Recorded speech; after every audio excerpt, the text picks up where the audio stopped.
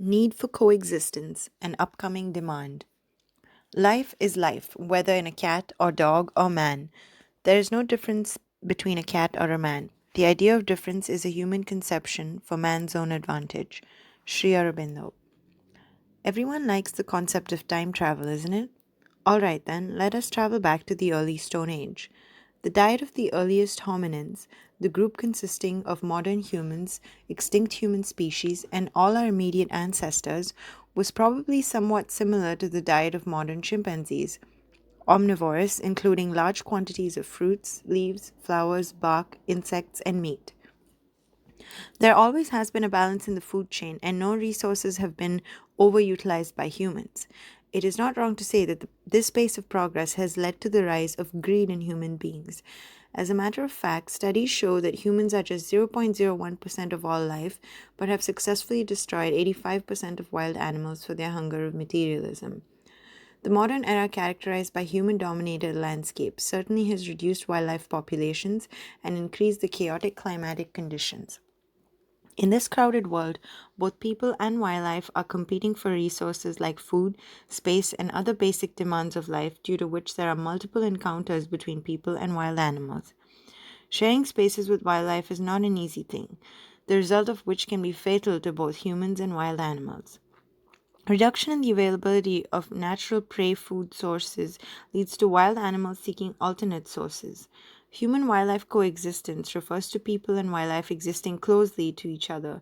Interactions between human and wildlife can be both positive and negative. Human beings have competed with wildlife for habitat and other resources and have successfully eradicated several species of plants and animals to be the most dominant force on Earth. Human wildlife conflict occurs when the need and behavior of wildlife affect negatively on humans, or when humans negatively affect the needs of wildlife and are common in your agricultural and other productional landscapes.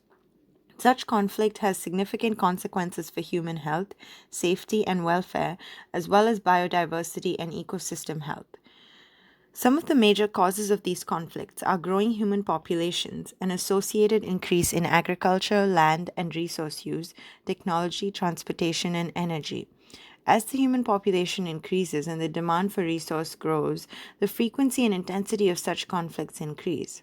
The key reason for human animal conflict are encroachment of human beings in wildlife habitat for development and survival purposes, as well as allowing livestock such as cattle and sheep for grazing purposes in the forest areas.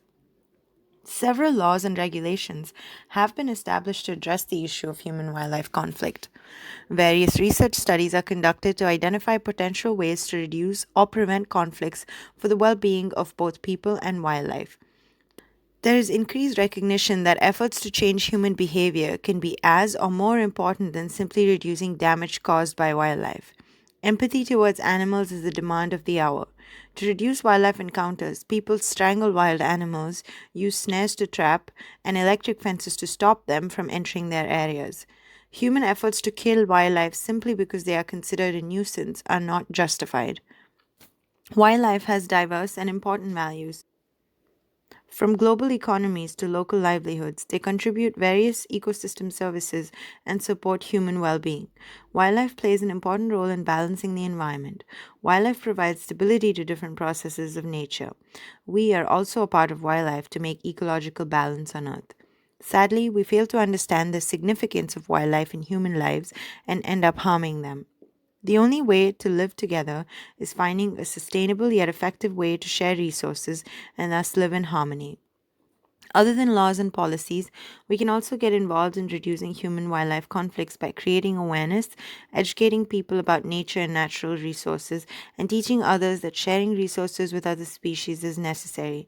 It is very important for all of us to understand that wild animals are not meant to be fed by humans. Many negative encounters happen when people show overenthusiasm in feeding wild animals. Conflicts can arise when animals get used to human presence or associate them with food, which is why you should never feed wild animals. Feeding wildlife changes how animals view people, to their detriment and to ours. We need to remember that we share our habitat with wild animals and that they were here first. We all have to share this planet, so we might as well get along.